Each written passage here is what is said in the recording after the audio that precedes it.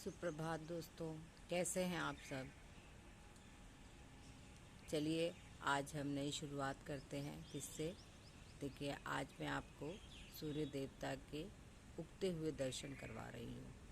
आज रविवार है और आज सूर्य देव का दिन होता है। सूर्य देवाय नमः। ओम सूर्य देवाय नमः।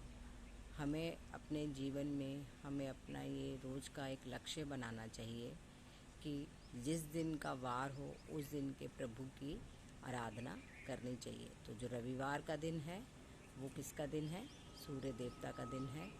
और हमें ये कितने लाभ पहुंचाते हैं ये आप जानकर ही जो है खुश हो जाएंगे कि एक सुबह थोड़ा सा जल्दी उठने से और इनके दर्शन करने से, इन्हें जल चढ़ाने से हमें रोगों से मुक्ति मिलती है। और हम जब एक्सरसाइज करते हैं तो हमें क्या फ़ायदा मिलता है? इससे हमें शरीर को स्वस्थ रखने का फ़ायदा मिलता है।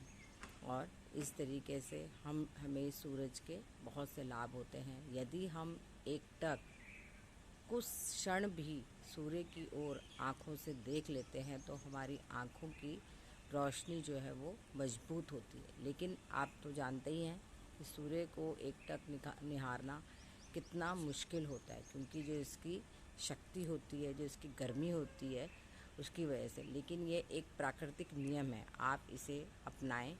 कुछ क्षण के लिए बिना झपके आँख को आप इसकी तरफ देखें। सुबह उगते हुए सूरज की मैं बात कर रही हूँ, दिन दोपहरी में नहीं। सुबह उगते हुए सूरज की बात कर रही हूँ।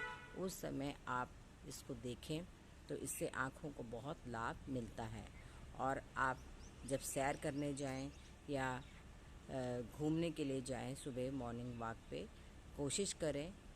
मैं अपने हर व्लॉग में आपको ये बोल रही हूँ, बता रही हूँ और ख़ुद भी मैं इस चीज़ पे अमल कर रही हूँ कि स्वस्थ रहने के लिए ये सबसे ही महत्वपूर्ण चीज़ है।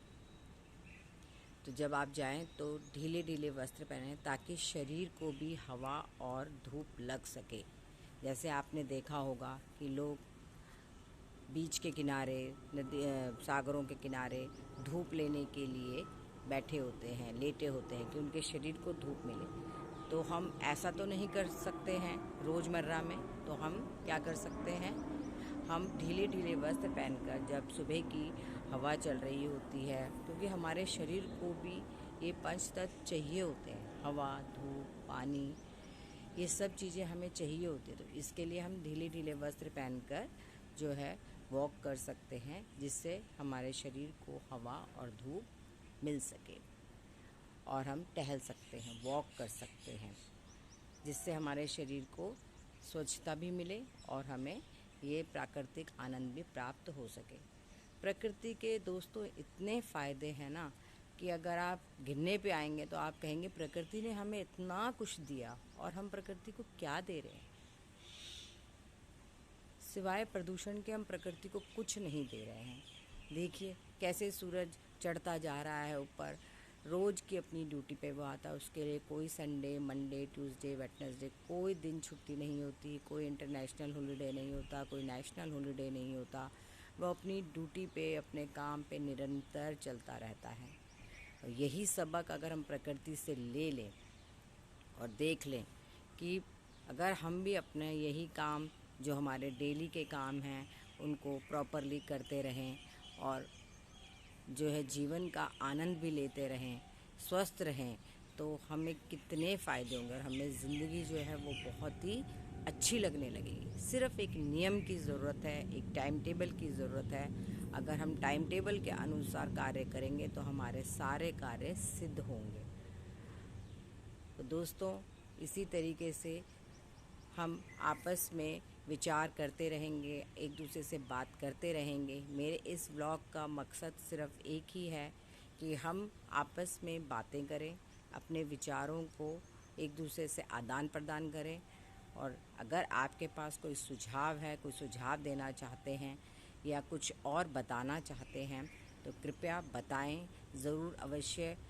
हर किसी चीज़ की एक नई शुरुआत होती है और जब हम शुरुआत करते हैं तो उसमें कुछ कमियां भी होती हैं और उसमें कुछ आपकी जिज्ञासाएं भी होती हैं। तो उसी तरीके से चाहे कोई उम्र का कोई भी पड़ाव हो, चाहे समय कैसा हो, यदि हम किसी चीज़ की शुरुआत करते हैं तो हमें आशीर्वाद की भी ज़रूरत होती है, हमें सराहना की भी ज़रूरत होती है, और निंदा की तो ज़रूर ही ज़रूरत होती है। क्यों? क्योंकि निंदा एक ऐसी चीज़ है, अगर हमें कहीं से थोड़ा सा ये सुनने को मिल जाता है कि अरे ये तो इसने ऐसा कर दिया, इसका तो ये ठीक नहीं है, वो ठीक है, तो इंसान जो आगे बढ़ने वाला है ना, वो कोशिश करता है अपने उन चीज़ों को संवारने की।